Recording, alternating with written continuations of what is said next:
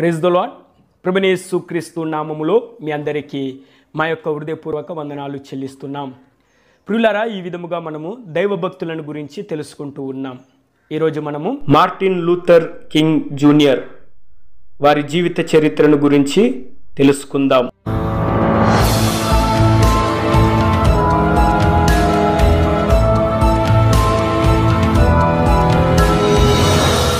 Martin Luther King junior Baptist church pastor, పౌర హక్కుల కార్యకర్త మరియు సదరన్ క్రిస్టియన్ లీడర్షిప్ కాన్ఫరెన్స్ SCLCకు నాయకత్వం వహించారు.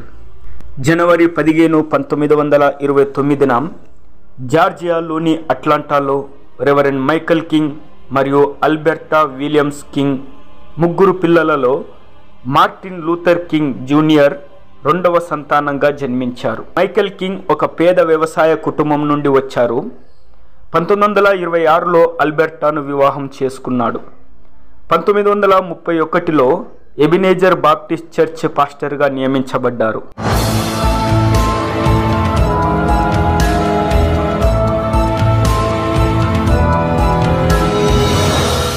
జర్మన్ ప్రొటెస్టెంట్ మత నాయకుడు మార్టిన్ లూథర్ గౌరవార్థం మార్టిన్ లూథర్ కింగ్ సీనియర్ అనే పేరును స్వీకరించాడు మరియు అతని కుమారునికి మార్టిన్ లూథర్ కింగ్ జూనియర్ అని పేరు పెట్టాడు. జూనియర్ కింగ్కు ఒక అక్క విల్లీ క్రిస్టిన్ మరియు తమ్ముడు అల్ఫ్రెడ్ డేనియల్ విలియమ్స్ కింగ్ ఉన్నారు. మార్టిన్ లూథర్ కింగ్ సీనియర్ తన పిల్లలను క్రమశిక్షణలో మరియు ప్రేమగల వాతావరణంలో పెంచారు. జార్జియాలోని అట్లాంటాలో పెరిగిన కింగ్ జూనియర్ తన 5వ ఏట ప్రభుత్వ పాఠశాలలో చేరాడు. మార్టిన్ లూథర్ కింగ్ జూనియర్ మరియు అతని ఇద్దరు తోబుట్టువులు తండ్రి సూచనల మేరకు బైబిల్ను ఎక్కువగా చదివేవారు. అమ్మమ్మ జెన్నీ వారికి బైబిల్ కథలు చెప్పేవారు. మార్టిన్ లూథర్ కింగ్ ఒక తెల్ల జాతి అబ్బాయితో స్నేహం చేశాడు. ఆ బాలుడి తల్లిదండ్రులు కింగును తమ కుమారునితో ఆడుకోవడానికి అనుమతించకుండా, మేము తెల్లగా ఉన్నాము, మీరు నల్లగా ఉన్నారు అని హేళన చేశారు.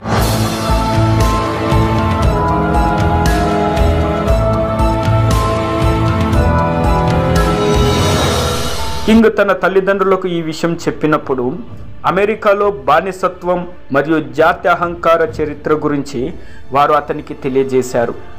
యుఎస్లో నల్ల జాతీయులు ఎదుర్కొంటున్న ద్వేషం, హింస మరియు అణిచివేత గురించి తెలుసుకున్న మార్టిన్ లూథర్ కింగ్ జూనియర్ ప్రతి శ్వేత జాతీయుడిని ద్వేషించాలని నిర్ణయించుకున్నాడు.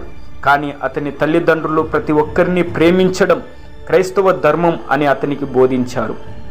మే 1936లో అతను బాప్తిస్మము తీసుకున్నాడు, కానీ అతనిలో పెద్దగా మార్పు కనిపించలేదు.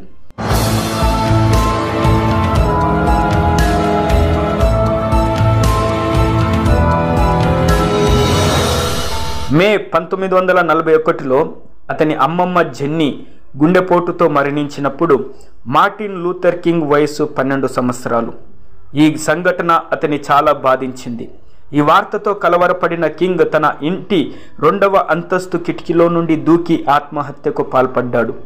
కింగ్ బాప్టిస్ట్ ఇంటిలో పెరిగిన కౌమార దశలోకి వచ్చాక క్రైస్తవ మతం యొక్క కొన్ని వాదనలపై సందేహం కలిగింది. చర్చిలో తన తండ్రి బోధనలను ప్రశ్నించడం ప్రారంభించాడు. కింగ్ యొక్క ఆధ్యాత్మికతను ప్రభావితం చేసిన మోర్ హౌస్ కళాశాల అధ్యక్షుడు బెంజమిన్ ఈ మెస్ జాతి సమానత్వం కోసం బహిరంగంగా మాట్లాడేవాడు.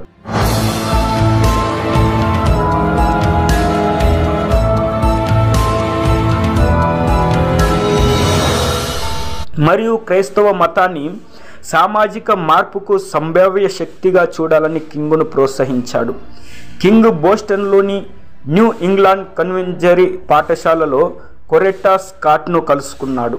వారు జూన్ 1953లో వివాహము చేసుకున్నారు. వారికి Yolanda, Martin Luther King 3, Dexter Scott మరియు బెర్నిస్ అనే 4 పిల్లలు ఉన్నారు.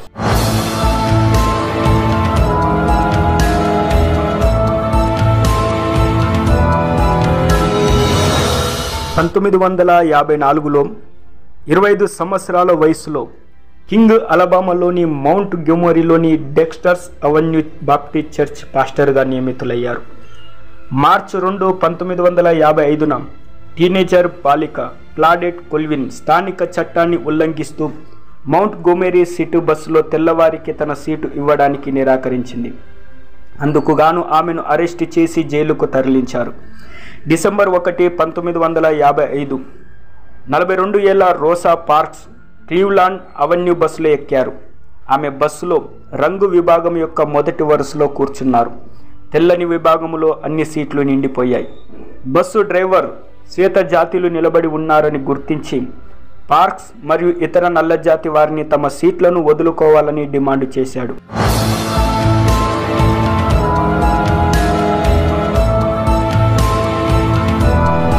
ముగ్గురు నల్లజాతీయులు అయిష్టంగానే తమ స్థలాలను వదులుకున్నారు. కానీ పార్క్స్ మాత్రం కూర్చుని ఉంది.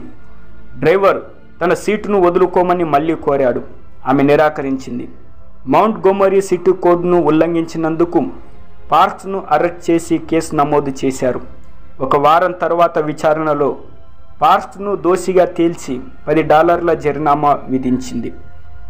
పార్క్స్ను అరెస్ట్ చేసిన రాత్రి NAACP అధిపతి నిక్సన్ మరియు ఇతర స్థానిక పౌర హక్కుల నాయకులు మౌంట్ గోమెరీ బస్సు బహిష్కరణకు నాయకత్వం వహించడానికి మార్టిన్ లూథర్ కింగ్ జూనియర్ను ఎన్నుకున్నారు.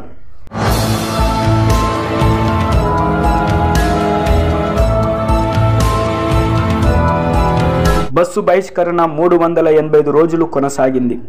కింగ్ తన మొదటి ప్రసంగంలో ఇలా అన్నారు: నిరసన తెలపడం తప్ప మాకు వేరే ప్రత్యామ్నాయం లేదు. చాలా సంవత్సరాలుగా మేము సహనాన్ని చూపించాము. కింగ్ యొక్క నైపుణ్యం, వాక్చాతుర్యం గల ప్రసంగం పౌర హక్కుల పోరాటంలో వారికి కొత్త శక్తినిచ్చింది. పరిస్థితి చాలా ఉద్రిక్తంగా మారింది. కింగ్ ఇంటిపై బాంబు దాడి జరిగింది. కింగ్ను అరెస్టు చేసి జైల్లో పెట్టారు. బస్సు బహిష్కరణలో కింగ్ పాత్ర అతని జాతీయ వ్యక్తిగా మరియు పౌర హక్కుల ఉద్యమ ప్రతినిధిగా మార్చింది. నల్ల జాతీయులు మళ్ళీ బస్సులో పూర్తి చట్టపరమైన అధికారముతో ముందు కూర్చుని ప్రయాణించడం ప్రారంభించారు.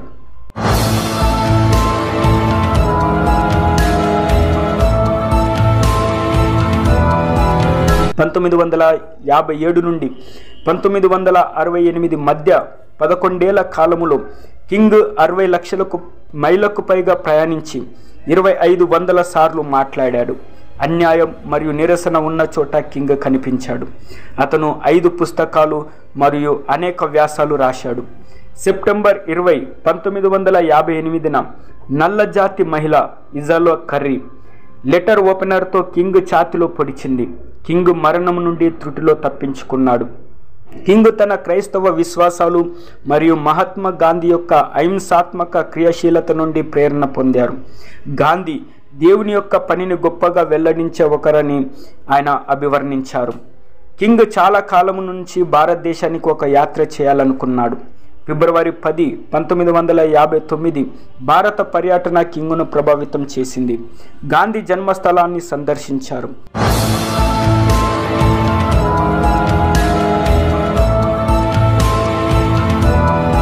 అహింసాత్మక ప్రతిఘటనపై తన అవగాహనను మరియు పౌర హక్కుల కోసం అమెరికాలో పోరాటములో ఆయనకున్న నిబద్ధతను మరింతగా పెంచింది.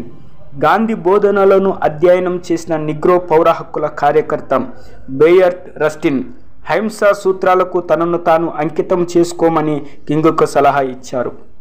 1963లో కింగ్ అలబామాలోని బర్మింగ్హామ్ ప్రాంతంలో ఆఫ్రికన్ అమెరికన్ ఏకీకరణ ఉద్యమం కొరకు కింగ్ తన మద్దతుదారులతో పాటు జైలు శిక్ష అనుభవించాడు. బర్మింగ్హామ్ జైలు నుండి కింగ్ తన లేఖలో అహింసా సిద్ధాంతాన్ని వివరించాడు. ప్రత్యర్థిని అవమానించడం లేదా ఓడించడం కంటే స్నేహాన్ని గెలవాలని ప్రయత్నించండి అన్నాడు. ఆగస్టు 28, 1963 వాషింగ్టన్లో జాబ్స్ అండ్ ఫ్రీడమ్ ర్యాలీ సందర్భంగా 2,50,000 మందికి పైగా ప్రజల మధ్యన లింకన్ మెమోరియల్ మెట్లపై కింగ్ తన అత్యంత ప్రసిద్ధ ఐ హ్యావ్ ఏ డ్రీమ్ 17 నిమిషాల ప్రసంగం ఇచ్చారు.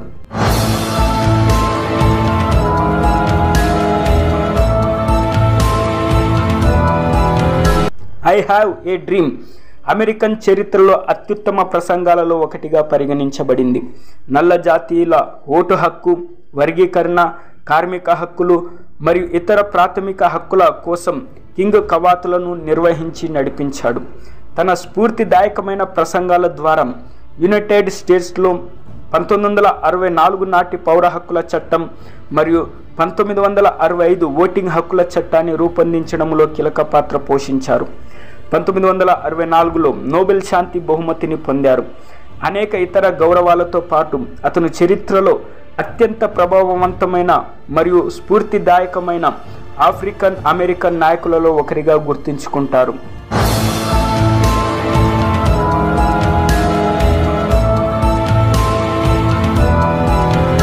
మార్చి 7, 1965న అలబామా రాజధాని సెల్మా నుండి మౌంట్ గోమరీ వరకు పౌర హక్కుల కవాతు హింసాత్మకంగా మారింది. బ్లడీ సండే అని పిలువబడే ఆ రోజున 17 మంది ప్రదర్శనకారులు ఆసుపత్రి పాలయ్యారు. మార్చి 9, 1965న మరోసారి 2500 మంది నిరసనకారులతో కింగ్ పేటస్ వంతెనను దాటడానికి బయలుదేరారు. వారిని సైనికులు ఎదుర్కొన్నారు. ఘర్షణ చేయడానికి బదులుగా కింగ్ తన అనుచరులను ప్రార్థనలో మోకాళ్లతో నడిపించాడు. అప్పుడు వారు వెనక్కి తగ్గారు. వియత్నాం యుద్ధంలో అమెరికా ప్రమేయాన్ని కింగ్ చాలా కాలంగా వ్యతిరేకించాడు. వియత్నాంలో అమెరికా ప్రమేయం రాజకీయంగా ఆమోదయోగ్యం కాదని, యుద్ధంలో ప్రభుత్వ ప్రవర్తన పేదలకు వివక్ష అని ఆయన అభిప్రాయపడ్డారు. 1967 ఏప్రిల్ 15న న్యూయార్క్లో సెంట్రల్ పార్క్ నుండి ఐక్యరాజ్య సమితి వరకు జరిగిన ర్యాలీలో కింగ్ పాల్గొని యుద్ధ వ్యతిరేకత గురించి మాట్లాడాడు.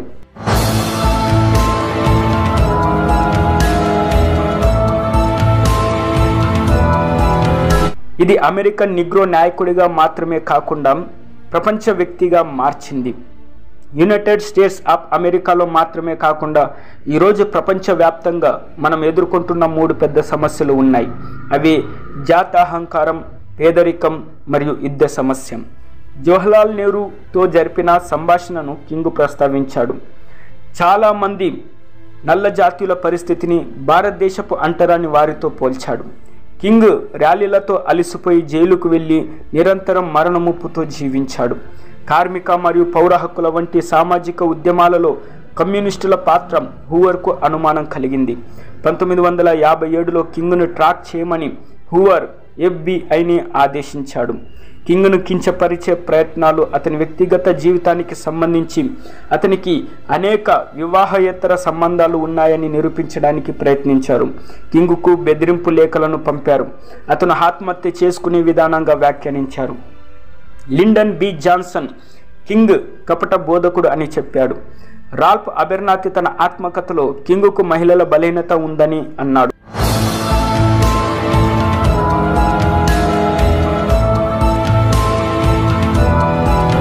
కానీ కింగ్ ఇలాంటి విషయాలకు కృంగిపోలేదు. తన విమానానికి బాంబు బెదిరింపును సూచిస్తూ తన జీవితపు చివరి ప్రవచనాత్మక ప్రసంగం ఈ విధంగా చెప్పాడు. నేను పర్వత శిఖరానికి వెళ్ళాను. నేను వాగ్దానం చేసిన భూమిని చూశాను.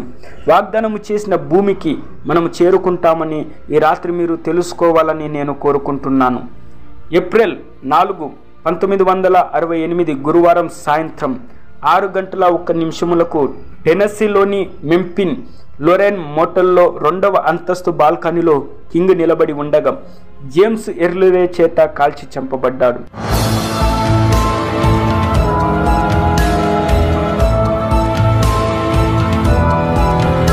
వెంటనే సెయింట్ జోసెఫ్ ఆసుపత్రికి తరలించగా అత్యవసర శస్త్రచికిత్స తర్వాత రాత్రి 7:05 కింగ్ మృతి చెందాడు.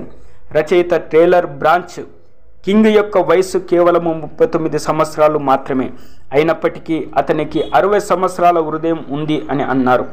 మార్టిన్ లూథర్ కింగ్ జూనియర్ను నేషనల్ హిస్టారికల్ పార్కులో ఖననం చేశారు. ఈ హత్య దేశవ్యాప్తంగా 100కు పైగా నగరాల్లో అల్లర్లకు దారితీసింది. కింగ్కు కళాశాలలు మరియు విశ్వవిద్యాలయాల నుండి కనీసం 50 గౌరవ డిగ్రీలు లభించాయి.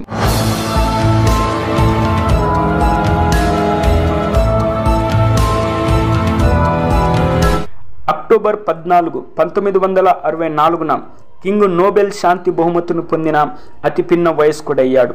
యుఎస్లో జాతి వివక్షకు, పౌర హక్కులకు నాయకత్వం వహించినందుకు గాను అతనికి ఇది లభించింది. 1967 నవంబర్లో అతను న్యూకాజిల్ విశ్వవిద్యాలయం నుండి గౌరవ డిగ్రీని పొందిన మొదటి నల్ల జాతీయుడు. కింగ్కు మరణాంతరం Martin Luther King Junior Day 1971 నుండి యునైటెడ్ స్టేట్స్ అంతా సెలవు దినంగా ప్రకటించబడింది.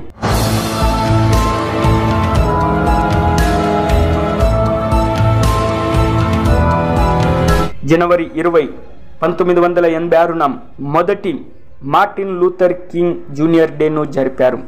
కింగ్ పరిచర్య చేసిన డెక్స్టర్స్ అవెన్యూ బాప్టిస్ట్ చర్చికి 1978లో Dexter's Avenue King Memorial Baptist చర్చిగా పేరు మార్చారు. యుఎస్లోని వందలాది వీధులు అతని గౌరవార్థం పేరు మార్చబడ్డాయి. వాషింగ్టన్ DC నేషనల్ మాల్లోని Martin Luther King Junior Memorial 2011లో అతనికి అంకితం చేయబడింది. గాలఫ్ యొక్క 20వ శతాబ్దపు అత్యంత విస్తృతంగా ఆరాధించబడిన వ్యక్తుల జాబితాలో కింగ్ 2వ స్థానంలో ఉన్నారు. 1963లో టైమ్స్ పర్సన్ ఆఫ్ ది ఇయర్గా ఎంపికయ్యాడు మరియు 2000 సంవత్సరంలో అదే పత్రిక person of the century online పోల్లో 6వ స్థానంలో నిలిచాడు.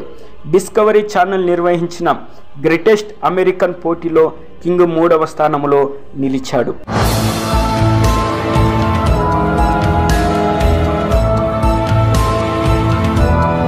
కింగ్ ఇలా అన్నారు, నేను పౌర హక్కుల నాయకుడిగా ఉండడానికి ముందు నేను సువార్త బోధకుడిని. ఇది నా మొదటి పిలుపు. పౌర హక్కుల పోరాటం క్రైస్తవ పరిచర్యలో ఒక భాగమని నేను భావిస్తున్నాను. పరిచర్యలో సాగడము తప్ప నాకు జీవితంలో ఏ ఇతర ఆశయాలు లేవు. నేను ఏ రాజకీయాలకు పోటీ చేయదలుచుకోలేదు, కానీ బోధకుడిగా ఉంటాను. ప్రియులారా, మార్టిన్ లూథర్ కింగ్ దేవుని సేవలోను మనుషుల సేవలోను ఆయన ముందుకు సాగారు. మనము వింటూ ఉంటాం, మానవ సేవే మాధవ సేవ. కాబట్టి మనుషులకు సేవ చేస్తే మనము దేవునికి కూడా సేవ చేసినట్లే. మనము దేవుని సేవలోను మానవుల సేవలోను మనం ముందుకు సాగుదాం. దేవుడు మనకు సహాయము చేయునుగాక. ఆమేన్.